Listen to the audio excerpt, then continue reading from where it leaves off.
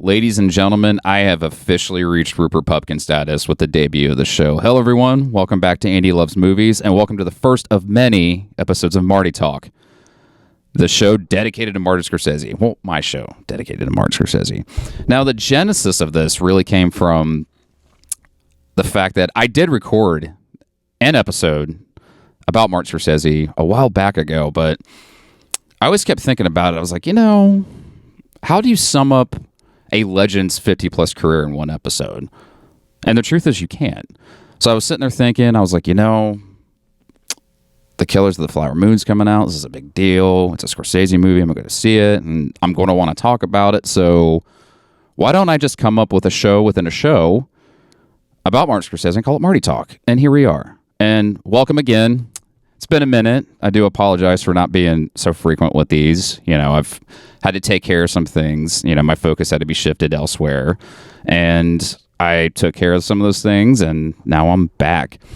And also, I put so much pressure on myself to do these, because I want to be as comprehensive as I can be, because I love movies as a whole. I love everything about them. And I want to just do them justice. I want my love for these movies, for these directors, for these actors to come out each episode. And I want to make everybody who listens, all my listeners, I want to make it worth their while to sit and hear me talk about something for 45 minutes to an hour. So I put so much pressure on myself. There's so much great, content, when it comes to movies. I mean, there's a lot of great podcasts. There's a lot of great YouTubers that cover film. And I just want to be as good as them, because I'll sit and watch a YouTuber, pretty much have like a retrospective documentary that they've made about a movie. And I was just like, I want to be at that level. I'll listen to a great film podcast. I was like, I want to be at that level, and maybe someday I will, but I'll never get anywhere if I don't work at it. And I'm going to quote the great John Lydon.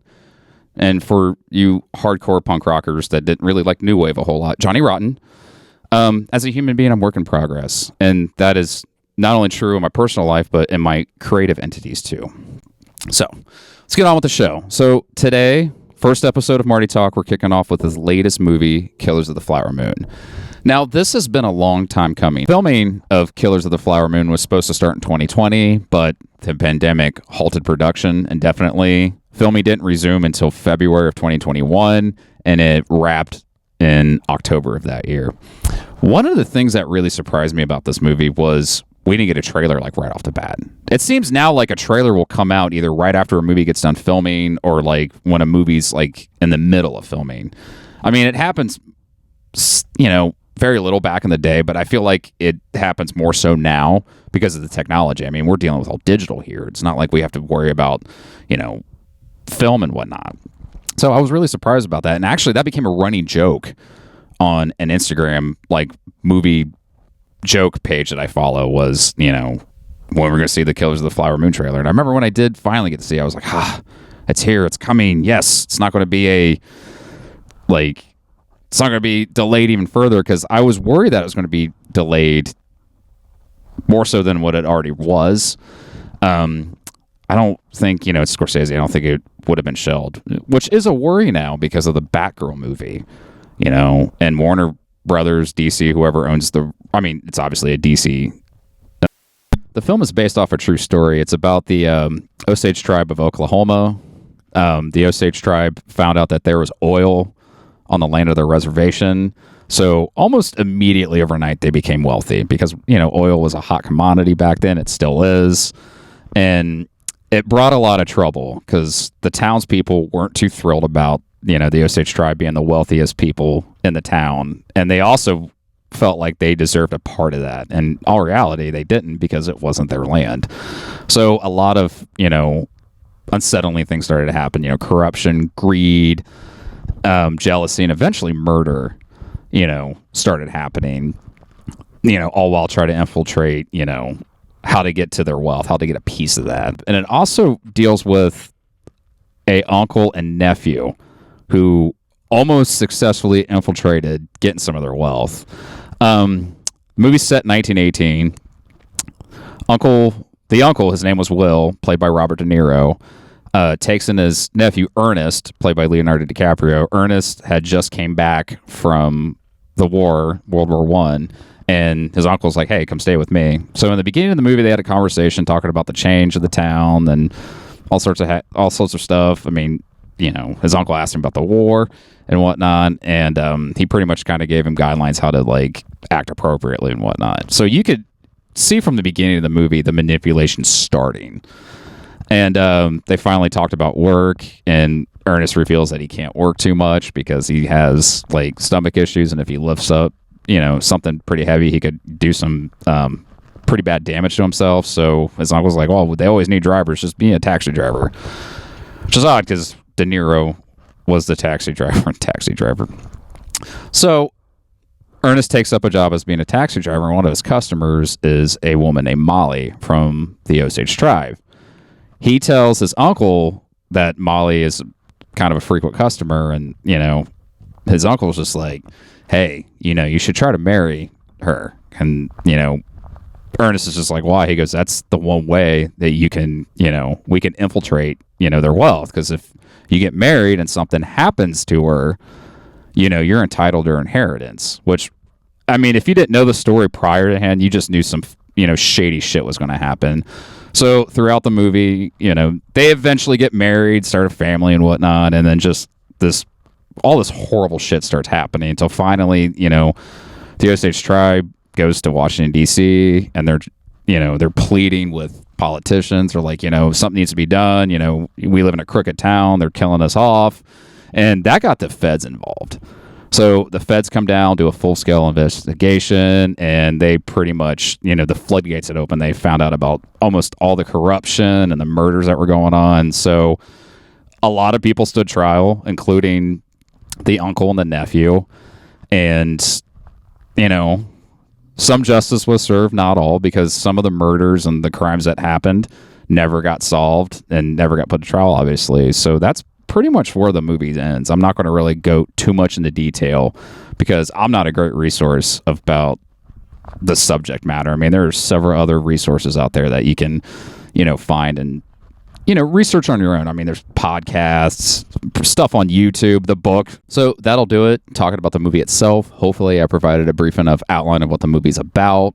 Because I like to try to avoid spoilers. Hopefully I didn't reveal too much. It is a 3-hour movie, but it's not overkill like JFK was. JFK is a phenomenal film, but I feel like Oliver Stone was trying to put a lot of information in that film, and it's kind of overkill. Like I said, great film, but that's definitely a movie that if I ever rewatch, I have to watch in increments. I can't sit and watch it in one setting. But this movie, you can't sit and watch in one setting. It's gripping from start to finish. It flows very nicely for a 3-hour movie, which is rare to do. Most 3-hour movies like JFK, you have to sit and watch in increments.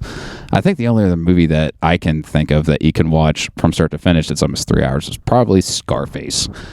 So, but Killers of the Flower Moon, phenomenal film. I highly recommend seeing this in the theater, and I'll tell you why.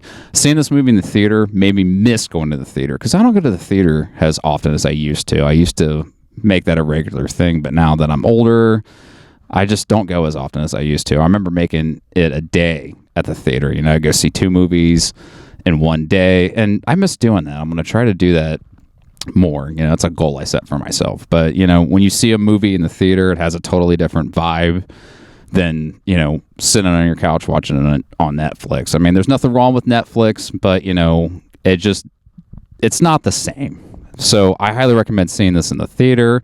But if you want to wait till it hits streaming, the choice is yours. So Killers of the Flower Moon, another masterpiece from Mr. Martin Scorsese. He really nails the whole historic epic genre that he's been known for his entire career. And it seems to be a mainstay in his later years. I mean, the man's pushing 80 and he's still doing 3-hour epics like that. So a lot can be said about that. And he has no plans of slowing down anytime soon. That's one of the reasons why I'm a fan of his, because I don't know what he's going to do next. Is he going to do a documentary? Is he going to do some artsy movie? Is he going to do another historical epic? I don't know. The mystery is one of the reasons why he's my all-time favorite. And I will say, for the record, though, I would love to see the Jerry Garcia biopic he planned on doing with Jonah Hill, playing Jerry Garcia. I'd like to see him do that next, but, he might throw us a curveball and do an art movie or, do another documentary. But in any case, I'll be there waiting to see that movie on opening day. So another masterpiece.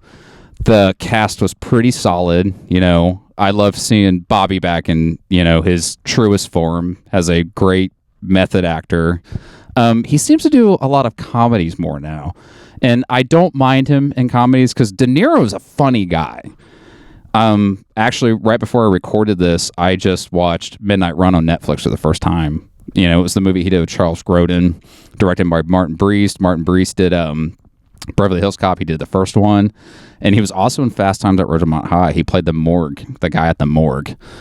So, great film. It's on Netflix. I highly recommend watching it if you haven't seen it. But, I was watching that movie, and De Niro's in it, and I was like, De Niro's a funny guy. And that's one of the reasons why he's one of my all-time favorites. I mean, he can play a dramatic role to a T. He nails any role that he gets, but he's, more of a dramatic actor. But he's also funny. He was really funny in Midnight Run. I love the Fokker movies that he did. He's just a great actor, very versatile. And it was nice to see him kind of be back in a dramatic role because I don't feel we see that as much from him. And he gets a lot of flack for doing comedies.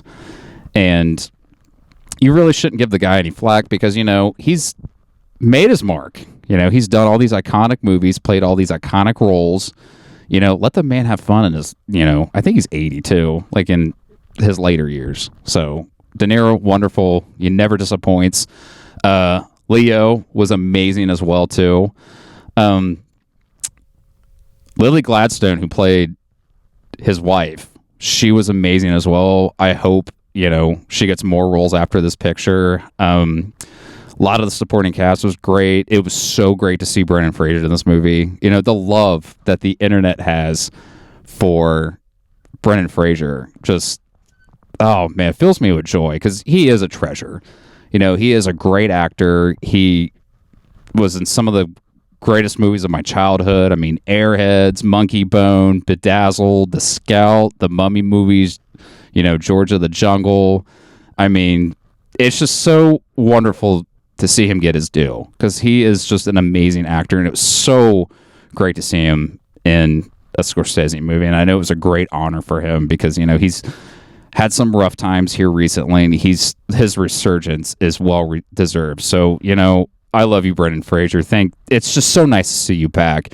Another surprising actor I seen in this movie was John Lithgow. Oh man, I was just like, holy shit, it's John Lithgow, from Blowout and the Twilight Zone movie, and 30 Rock from the Sun. He was great in it too. Just solid cast. I hope there are numerous Oscar nominations for the cast. This movie does deserve a lot of Oscars, especially Best Picture and production design. Scorsese hired the legendary Jack Fisk to do the production design of this movie, and Jack Fisk is a legend. He's also Sissy Spacek's husband. They met on the set of Carrie back in the 70s, and Jack's resume is just incredible. I mean, he did Carrie, he did Phantom of the Paradise. I highly recommend Phantom of the Paradise. He may have met Sissy on Phantom of the Paradise. I'm not too sure. I should have researched that, but I never do. But the one movie I kept thinking about when I was watching Killers of the Flower Moon was the movie Days of Heaven. Another historical movie, epic movie, and directed by the legendary Terrence Malick. I kept thinking about this movie, Days of Heaven, while I was watching Killers of the Flower Moon, simply because they kind of look the same a little bit. I mean, Killers of the Flower Moon is grittier than Days of Heaven, but they're both shot beautifully. And I highly recommend Days of Heaven. It's a great film. It may be streaming on the Criterion channel, but I do know it's a Criterion release, so I highly recommend that. And you can't go wrong with Terrence Malick. I mean, the guy's a legend. So Jack Fisk did a wonderful job. The score of the movie was wonderful. The score was done by Robbie Robertson of the band, rest in peace. I was never a huge fan of the band, but the Scorsese movie, The Last Waltz, turned me into one. I mean, I like the song The Wait, but, that movie captured that band at its finest. And oddly enough, I seen a trailer for The Last Waltz before Killers of the Flower Moon. I think Fathom Events is hosting a screening of it next month, and I'm going to try to go to that. I think I'll get more out of that movie seeing it in the theater than I will watching my DVD copy. So I'm looking forward to that. So that'll do it for the first episode of Marty Talk. You know, I'm so happy I finally got around to doing this. I hope you enjoyed it. Marty, if you listen to this, it ain't nothing but love here, man. Ain't nothing but love. I love what you do. Keep on keeping on, man. Keep on, putting out that good work. So I'll end it here. Thank you for tuning in. And until next time, everybody, thank you.